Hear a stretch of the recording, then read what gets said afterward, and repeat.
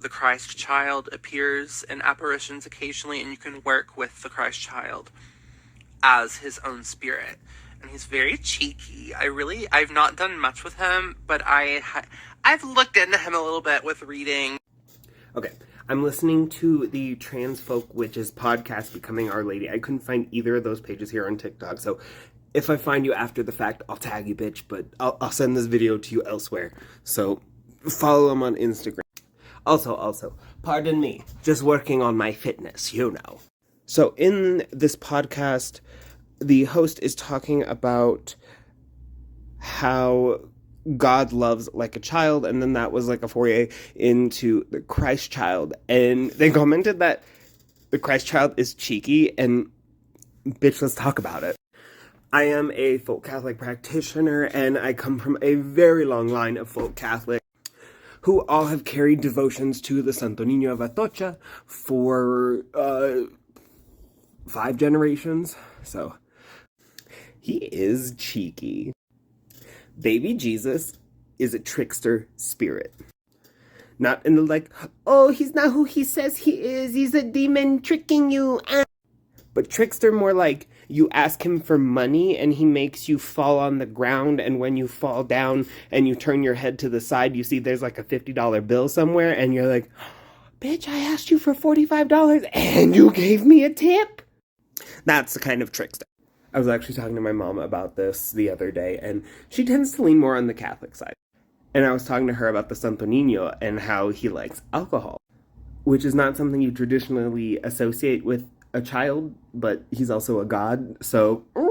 But truly, child Christ, infant Jesus, is such an intriguing energy because we have this wise Christ-likeness, you know, what we commonly associate with Christ. It's present, you can feel it.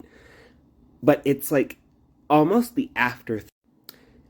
Adult Jesus, ascended Jesus, post-crucifixion, post-life on earth, post, death again, post-ascension, would just give you a parable or some shit. Baby Jesus is gonna roast your fucking ass, and then when you're crying later after, you're gonna think about it and be like, damn, he was right. From a magical standpoint, it's really fascinating to work with the Santo Niño. I would say my relationship to him is more similar to worship than work, but doesn't matter. He's not an energy that everybody can handle or really work. I would highly recommend getting a reading about it. You just kind of have to be a child yourself and be comfortable with children. Depending on the aspect, the Santo Niño is very good at finances and just about everything else, especially healing, as well as court case work. This is an interesting question, and I think we really need to spend just 3 minutes unpacking it, so sit down. My main point with this is that we have to speak with more nuance and respect for both the spirits we're discussing, the religions they come from, and the practitioners of those religions.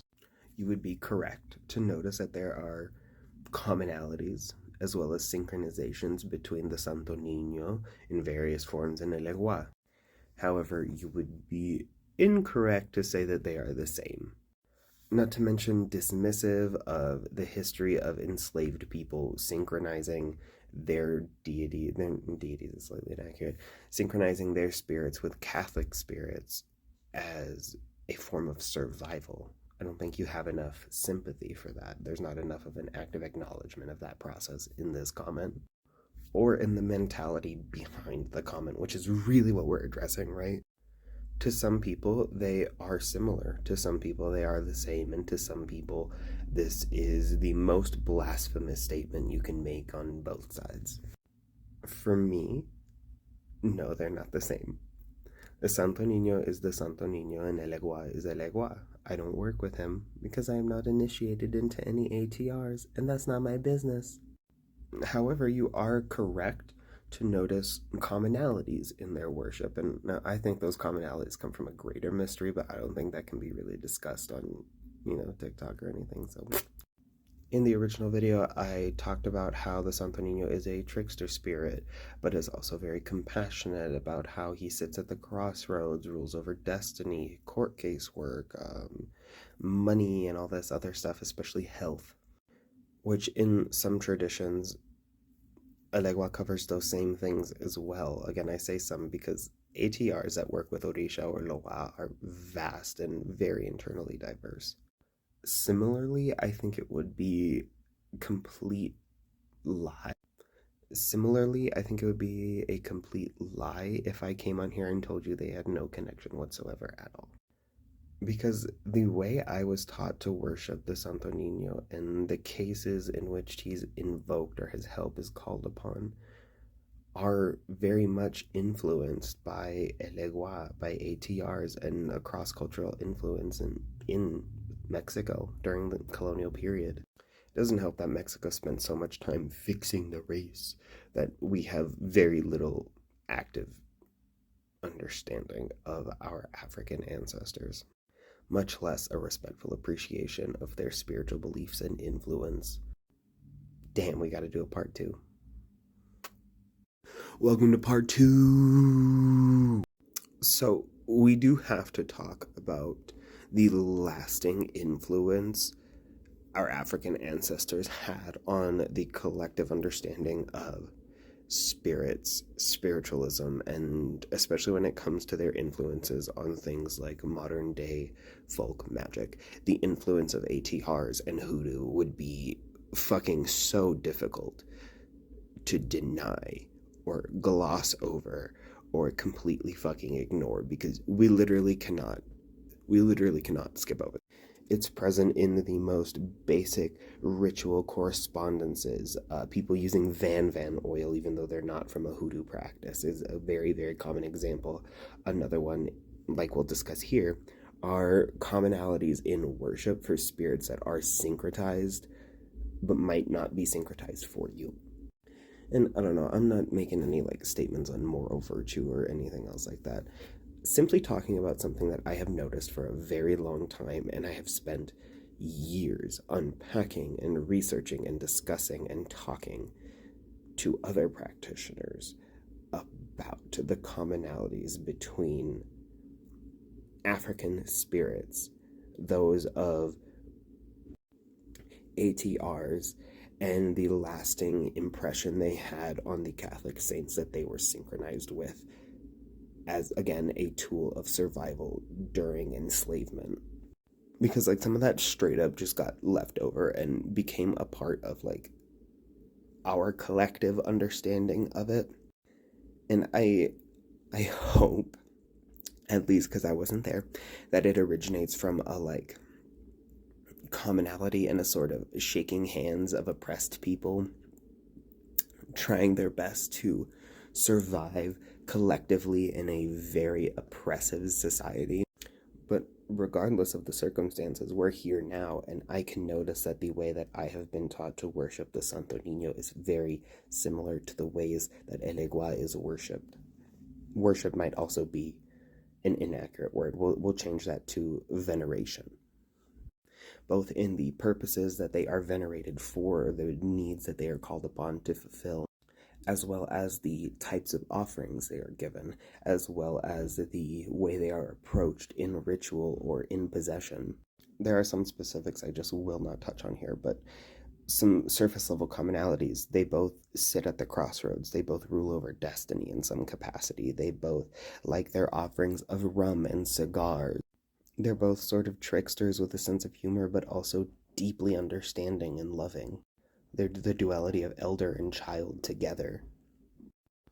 There's no clear direction to take this conversation because the crossroads we sit at has numerous avenues to take from this point forward. So I'm just going to direct us this way.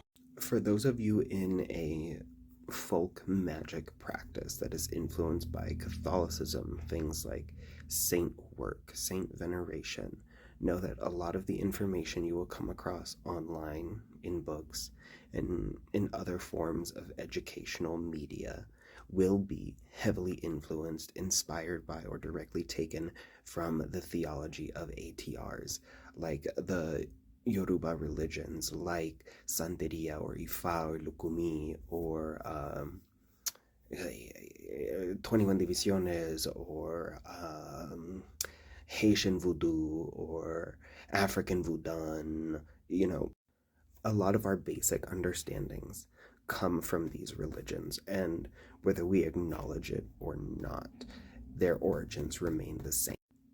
You have to consistently acknowledge your African ancestors, your indigenous ancestors, and all of the other human beings, the lives and their spirits that were persecuted over time for maintaining, developing, or creating these spiritual practices and modalities. Because your ideas are not your own.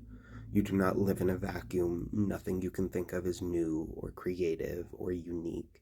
It has all been thought before, and that's not a bad thing.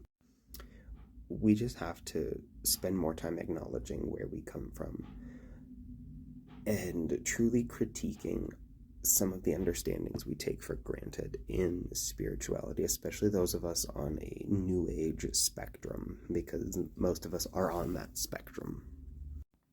We have to be able to acknowledge what comes from the ATRs, what comes from, Hinduism, what comes from a larger dharmic theology, what comes from Babylon, what comes from the Hellenist Greeks. We have to be able to unpack, segment, and label our spiritual, magical, and religious understandings. We have to be able to define terms and suss out their origins. Otherwise, you will never have a firm foundation for your spiritual practice. The best foundation is built upon respectful research, taking the time to know what you know and learn more about what you have known. Researching until you get to the point of origin to understand the development and evolution of these spiritual ideas so you can see their forward momentum.